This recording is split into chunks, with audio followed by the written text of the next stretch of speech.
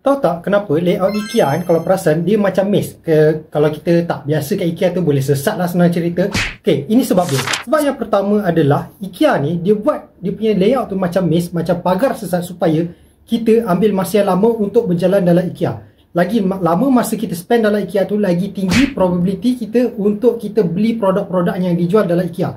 Paling tak pun kita beli satu batang setuju lah kat IKEA tu kan. Keduanya adalah dia nak paksa kita panggil force exposure. Dia nak paksa kita tengok produk-produk yang ada dekat dalam IKEA ni.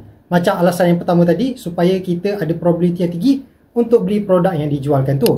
Ketiga adalah sebenarnya dia nak buatkan kita ada pengalaman yang lebih imersif lah. Maksudnya kita dapat rasa lebih feel, tengok semua produk tu. Dah lah kita tengok produk.